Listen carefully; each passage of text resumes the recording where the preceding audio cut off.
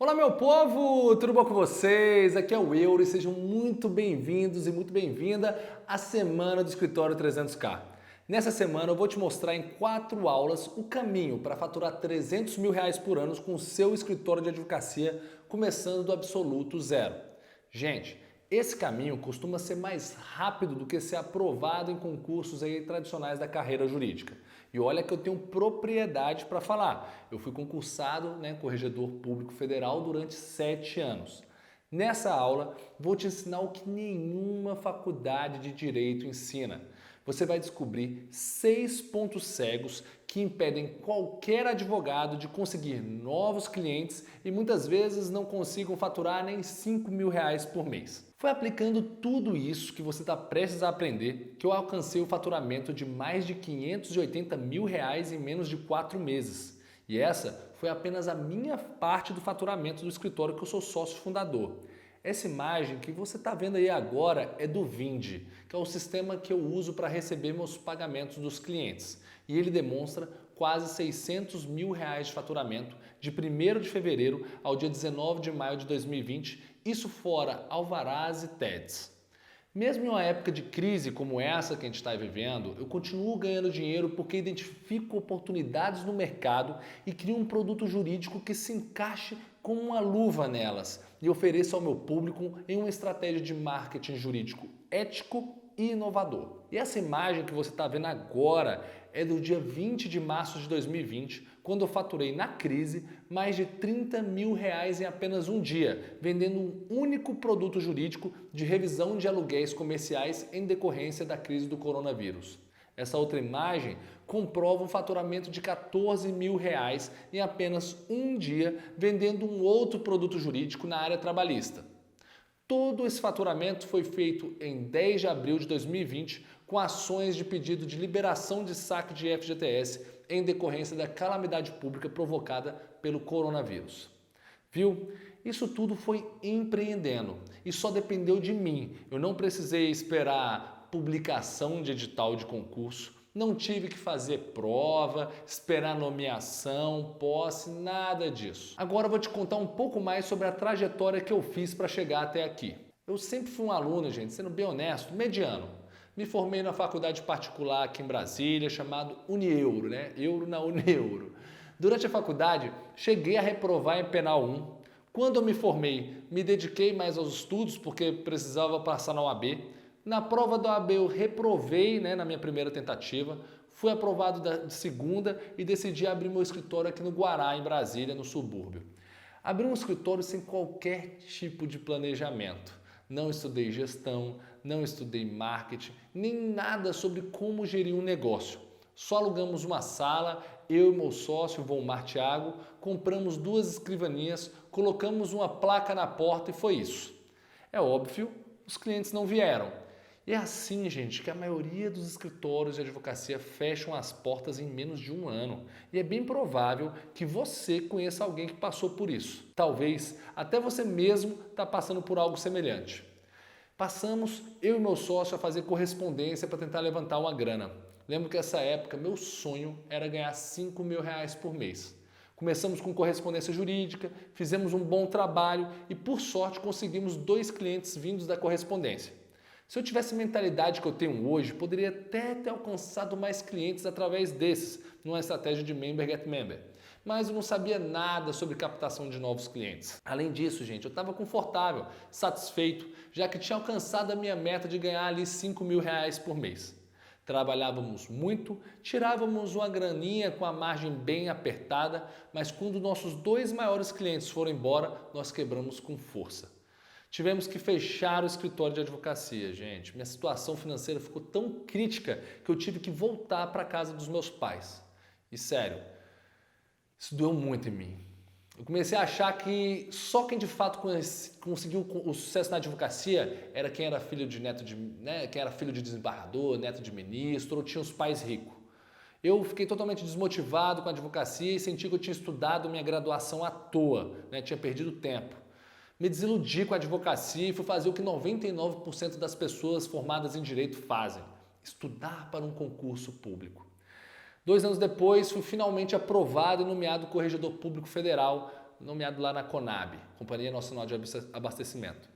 Ter sido concurseiro teve o seu lado bom, porque eu aprendi uma coisa que eu sempre falo. Eu nunca vi ninguém falar que estudou e se arrependeu. Mas o concurso nunca foi meu sonho, muito menos o cargo que eu ocupava. Por isso eu segui insatisfeito. Eu queria ter meu escritório novo, ser meu próprio chefe, fazer meus horários, ter liberdade, mas para isso eu precisava ter meus próprios clientes. Foi então que, depois de concursado, eu decidi abrir novamente o meu escritório de advocacia. Só que eu sabia que eu não tinha noção nenhuma de gestão, marketing, enfim, de empreendedorismo. Eu sabia que essa tinha sido a causa de eu ter quebrado uma vez e eu estava determinado a não repetir o mesmo erro. Fiz MBA em Gestão Estratégica Empresarial lá na FGV, Fundação Getúlio Vargas, e então decidi estudar como abrir e alavancar uma empresa. Fui para os Estados Unidos estudar um modelo nova-iorquino de gestão. Eu queria muito, gente, dar certo. E eu percebia que os norte-americanos eram realmente eficientes em empreendedorismo. Junto a isso, criei grupos mastermind online e presenciais em 6 capitais do Brasil com outros advogados e estudei a fundo mais de 100 escritórios renomados. Entre os grandes escritórios brasileiros que eu estudei estão do Nelson Williams, dono do maior escritório de advocacia da América Latina, com quem eu fiz uma live foda recentemente. Estudei também com a Aveirano, a Matos Filho Advogados e a firma do Juliano Costa Couto, ex-presidente da OABDF no triênio 2016 a 2018. Inclusive, eu queria que você escutasse aí o que o Juliano tem a falar. Como vamos, people? Aqui é Juliano Costa Couto, advogado em Brasília, professor universitário. Fui presidente do ABDF no triênio de 2016 a 2018. Euro Júnior tem uma capacidade de nos dar dicas rápidas, objetivas e muito pragmáticas. Eu particularmente entendo que é um importante instrumento para o desempenho com sucesso da advocacia. Nas minhas trocas de ideias com o Euro, já tive a oportunidade de aprender e descobrir boas sacadas para perpetuar no mercado de trabalho. Boa sorte, não percam essa oportunidade. Meu abraço, Juliano Costa Couto, de Brasília. Depois desse intenso estudo, eu havia chegado ao modelo ideal de escritório. Em janeiro de 2016, inaugurei o meu segundo escritório, aplicando 100% o método que eu tinha criado. Em apenas 4 anos de fundação, gente, nossa firma de advogados já se aproxima dos 3,5 milhões de faturamento.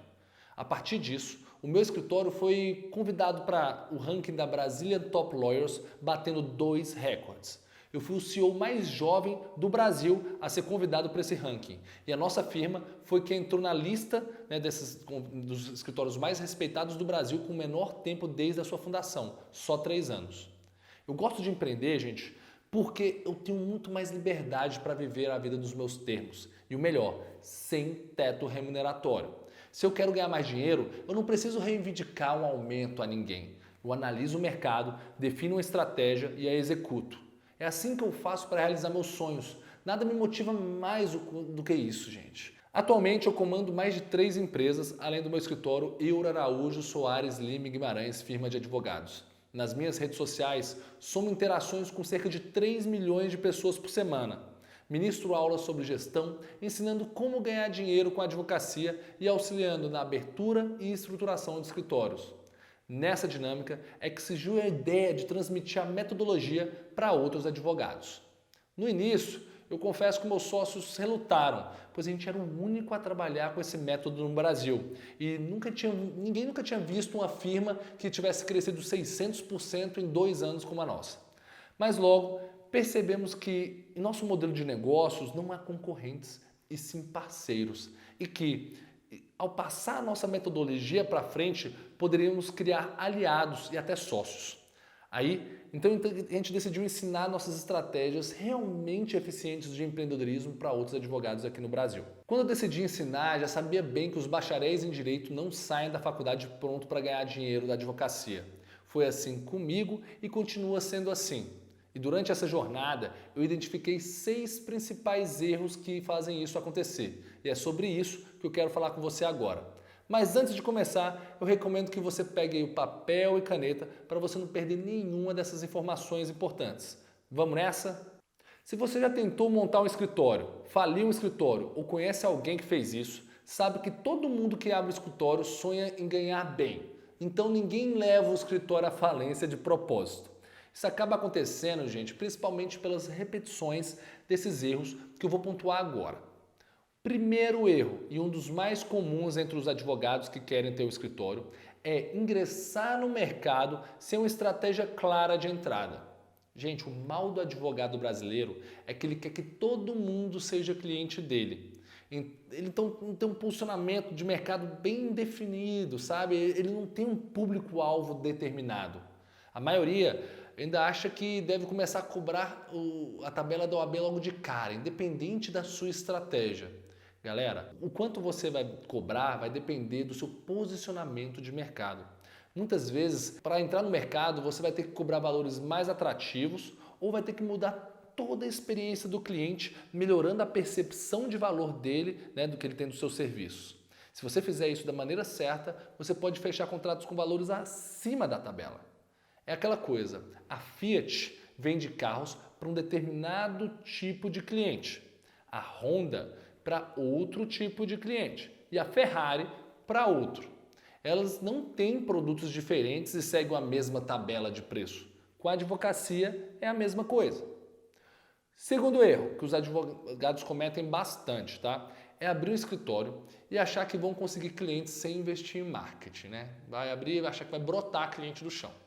São aqueles que abrem seu negócio, sentam e rezam para os clientes apareçam. Eles não têm ações de prospecção de clientes. É o mesmo que você querer se casar e ficar esperando um pretendente em casa bater na tua porta. Dessa forma, essas pessoas dependem exclusivamente da indicação de conhecidos para conseguirem novos clientes. Galera, a chance disso dar certo e deles conseguirem algum sucesso é zero. O bom advogado é aquele que tem uma prospecção ativa. Esse é o advogado 300K. Ele cria produtos que o mercado precisa. Ele tem uma posição proativa. Ele vai atrás do cliente. Além disso, ele tem uma rotina de marketing para atrair clientes constantemente. Esse é um outro ponto sensível. As faculdades de direito simplesmente não ensinam nada de marketing e os profissionais de direito ainda ficam muito receosos de se vender nas redes sociais. O principal motivo para isso acontecer é que, ainda na graduação, o bacharel tende a ter medo do código de ética da OAB. O estudante é levado a pensar que não pode investir em nenhum tipo de marketing para se posicionar no mercado e atrair os seus primeiros clientes. Gente, sério, saiba, não é bem assim. A lei não impede toda e qualquer publicidade. É verdade que o Código de Ética faz as suas restrições com relação a isso, mas é possível sim fazer anúncios com foco no conteúdo para atrair a atenção de potenciais clientes sem ter nenhum problema com a OAB. Inclusive, eu mesmo nunca tive um problema no Tribunal de Ética da OAB. Mas relaxa, eu vou aprofundar mais nesse assunto sobre ética nas próximas aulas. Galera, sendo bem honesto contigo, só esses 2 erros que eu citei agora podem facilmente levar você à falência logo no primeiro ano ou vai fazer com que você amargue uma advocacia sem resultados expressivos. Inclusive, foi exatamente isso que aconteceu comigo. Depois da falência do meu primeiro escritório de advocacia, eu pensei, cara, será que isso aqui é para mim? Isso aqui não é para mim não. Isso aqui é muito instável. Vou seguir o que meus pais querem, vou estudar para concurso. E uma coisa que eu aprendi nesses últimos anos foi a verdadeira estabilidade está em 3 pontos. Pega essa visão. Evolução constante, ou seja, ter competências atualizadas com o mercado, estar atento às mudanças da sua área. 2, ter um capital de giro que garanta o funcionamento do seu escritório por um certo período. 3, cultivar rendas recorrentes como TMP e contratos de partido. Anota que a gente vai falar mais disso. Terceiro erro é querer atuar como um clínico geral, o que eu chamo de advogado x-tudo, sonhando que vai conseguir trabalhar em mais um ramo do direito sozinho.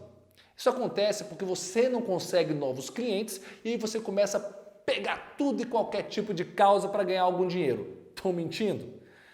Gente, essa é uma atitude desesperada por medo de não conseguir honrar seus compromissos financeiros. Eu sei bem o que isso significa, porque eu cometi esse erro no meu primeiro escritório. Se você fizer isso, vai dividir sua energia e, consequentemente, vai reduzir seus resultados. Me dói quando eu pergunto para um advogado qual a sua especialidade e ele responde, Euro, é civil, trabalhista e previdenciário. Cara, sério, quanto conteúdo um advogado precisa saber para atuar em direito civil? Lembrando que civil temos sucessões, família, pessoa, bens, dos bens das obrigações, dos negócios jurídicos e etc. No direito trabalhista, tem direito individual trabalhista, direito coletivo, zilhões de súmulas do TST, decisões da SDI, decisões da SDC, turma, pleno. Quantos benefícios previdenciários existem? Quanto tempo leva para ficar bom e se destacar em cada ramo desse, gente? Galera, ninguém é bom em tudo. E para você conseguir bons resultados, é preciso ter uma boa estratégia. Então é impossível que você sozinho crie um escritório full service de destaque. Quarto erro é agir achando que você vai ter algum resultado relevante sem saber absolutamente nenhuma técnica de venda e de abordagem de clientes. Você atualmente tem poucos clientes em potencial. E se não tiver um script com passo a passo do que falar nas suas reuniões de fechamento de contrato e não souber como quebrar objeções, gerar valor na consulta de fechamento, as chances de você acabar perdendo um cliente ou fechando um contrato desvantajoso porque você deu descontos são muito grandes. Principalmente se fizer tudo no feeling, sem usar técnicas específicas que aumentem suas chances de fechar contratos. Eu me chamo Gabriela Gontijo. Quando eu comecei a advogar, eu tinha o objetivo de ter um salário de 5 dígitos, né? A partir de R$10.000. E eu achava que isso era uma coisa assim, meio inalcançável, ou que eu iria demorar muito tempo para alcançar esse objetivo. Só que depois que eu comecei a aplicar as técnicas do euro, em menos de um ano eu já estava ganhando os 5 dígitos que eu tanto desejava. A sua proposta comercial precisa ter obrigatoriamente uma boa ancoragem de preço. Essa é uma das técnicas que fizeram a Gabriela conseguir bons resultados. Na minha firma, por exemplo, oferecemos 3 pacotes de serviço para fazer uma boa ancoragem. Eu vou aprofundar mais nesse assunto na aula que vai ao ar quarta-feira, beleza? Outra informação importante que você precisa ter é qual é a sua taxa de conversão de vendas. Você precisa desse dado se quiser fechar cada vez mais contratos. Com isso, você vai promovendo algumas mudanças no seu atendimento e na experiência do cliente, a fim de fazer alguns testes e medir a sua taxa de conversão de acordo com as melhorias que você vai implementando. Galera, pelo amor de Deus, tudo que não pode ser medido não pode ser melhorado. Tenha sempre isso em mente. Quinto erro é não saber precificar o seu serviço. Por que você cobra o quanto você cobra? Sabe me explicar? Essa postura pode fazer o advogado tomar 2 caminhos problemáticos. O de querer cobrar sempre cobrar a tabela da OAB, seguindo cegamente suas imposições, ou cobrar um valor inferior ao que deveria e acabar literalmente pagando para trabalhar. Isso geralmente acontece porque o advogado recém-aprovado na OAB não consegue prever todas as variáveis de um contrato. E vamos ser honestos, qualquer pessoa com pouca experiência não conseguiria. Eu mesmo já tomei uns bons prejuízos até fazer as perguntas certas que me trariam informações para formular um orçamento e um bom contrato que garantisse meus lucros e me impedissem de perder dinheiro. Eu nunca esqueço o primeiro contrato que eu fechei na advocacia. Eu estagiava no STJ aqui em Brasília, né? Aí saí do STJ, passei no OAB e eu estava indo na secretaria consultar um processo para minha tia. Lá uma senhora me abordou perguntando se eu era advogado. Respondi que sim e ela começou a tirar as dúvidas no processo de cobrança de aluguel. Após solucionar as dúvidas dela, ela me fez aquela pergunta de ouro, né? Moço, quanto que você cobra para advogar para mim nesse processo? Na época eu pensei, poxa, um processo simples, né? Uma defesa numa ação de cobrança, tal, cuidar ali da ação de conhecimento. Eu ganhava R$600 no meu estágio, estava precisando de dinheiro. Pensei, cara, se eu conseguir faturar a mesma coisa que eu faturava no meu estágio, eu estou garantido esse mês, né? Meu padrão de vida vai estar garantido. Então, o espertão aqui foi lá e respondeu, poxa, eu cobro R$600 para advogar para você nesse processo. A senhora não pensou nem 2 vezes. Ela falou, onde é que eu assino? A gente foi para a OAB, lá na salinha da OAB, fomos redigir um contrato lá mesmo. Resultado, eu advoguei mais de 10 anos nesse processo. Considerando os custos que eu botei no papel, eu levei um prejuízo de R$6.290 só com esse processo. Essa situação ainda se agrava, gente, quando o advogado não sabe os seus custos operacionais, não sabe quanto custa um processo para ele. Esse é o típico advogado que abre o escritório, mas está completamente no escuro com relação a quanto cobrar pelo seu serviço jurídico e quanto está faturando, né, quanto está lucrando, quer dizer, em cada processo. Ou pior, quanto está tomando de prejuízo. E o último erro, também muito comum para quem quer empreender na advocacia, é não começar a fazer uma reserva de caixa desde o início do escritório, o capital de giro. Gente, essa reserva é fundamental para a sua segurança e estabilidade financeira. Além disso, esse capital vai servir para reinvestir na sua carreira e na sua firma em momentos estratégicos, fazer um curso, melhorar a estrutura ou mudar de sede. Em momentos de crise, gente, como a do coronavírus, por exemplo, cara, se você não tiver uma reserva de caixa, desculpa, é muito provável que você vai falir ou vai ter que pegar dinheiro emprestado. É essa reserva que lhe permite passar por oscilações no mercado sem maiores problemas, te trazendo a tão sonhada estabilidade, mesmo no ramo privado. Gente, é isso. A maioria dos advogados que querem empreender acabam cometendo vários desses erros que eu citei aqui hoje repetidas vezes, o que vai fazer com que eles fracassem ou fiquem amargurando, né, nos corredores dos tribunais a sua derrota. E aí só lhe restam duas opções: ou se tornarem assalariados, trabalhando no escritório de outro advogado empreendedor, ou cederem ao concurso público. A primeira opção tem uma consequência muito simples. Você vai deixar que o seu chefe decida quanto você vai ganhar. E o principal, você vai trabalhar para enriquecer ele e não você. A segunda opção é ainda pior, pois você deixa o seu futuro sujeito à ineficiência do Estado.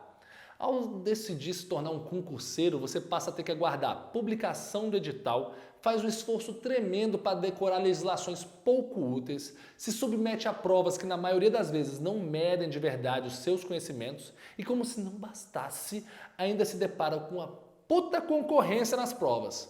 Essa concorrência ainda, gente, tende a ser a maior, tende a ficar maior, porque os concursos, conforme Paulo Guedes disse aí em rede nacional, estão cada vez mais escassos. Além de ter pela frente uma jornada completamente duvidosa, que não depende de você, você vai se esforçar a esse ponto sem receber um centavo por isso. Muito pelo contrário, investindo pesado seu tempo e dinheiro em cursinhos preparatórios e material didático. E se você não for aprovado, imagina, fica no prejuízo. Para você ter uma ideia, só para fazer um bom cursinho preparatório para juiz, por exemplo, você não desembolsa menos que R$5.000. Como é possível ver na imagem que eu vou mostrar aqui para vocês. Como se isso não fosse ruim o bastante, mesmo que você seja aprovado, não garante que será nomeado e que começará a trabalhar. Ou seja, vai continuar sem retorno financeiro. E eu vou ser bem honesto com você.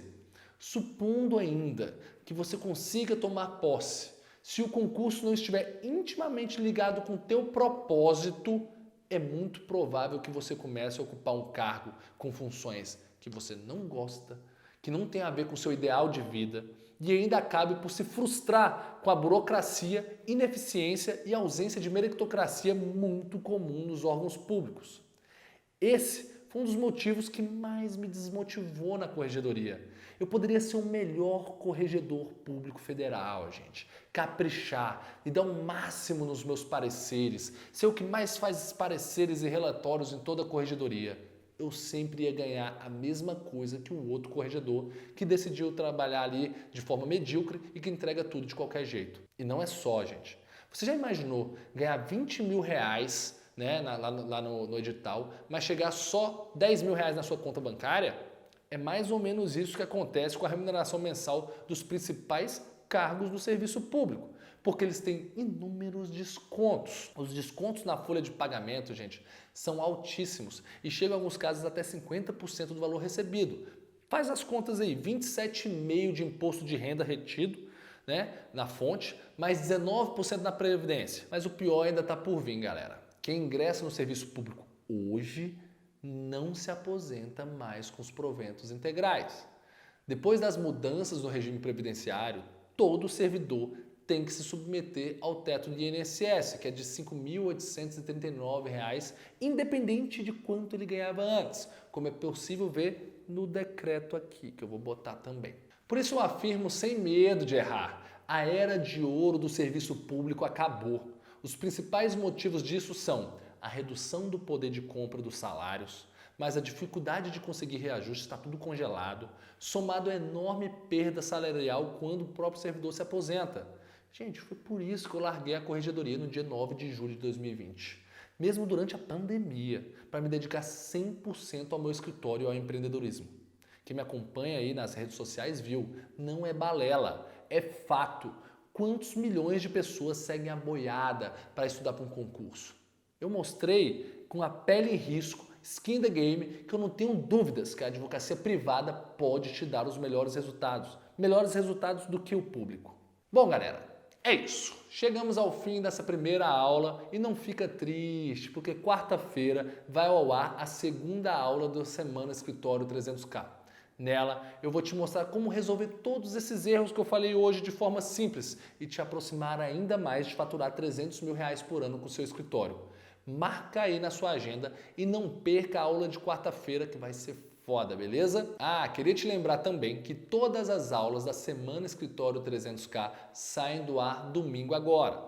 Por isso eu recomendo fortemente que você assista às aulas assim que elas forem saindo ao ar. Assim você não deixa o conteúdo acumular, né, e ter mais tempo para absorver todos os ensinamentos dessa semana. Se ainda tiver ficado alguma dúvida, pergunta aqui embaixo que eu vou responder todas.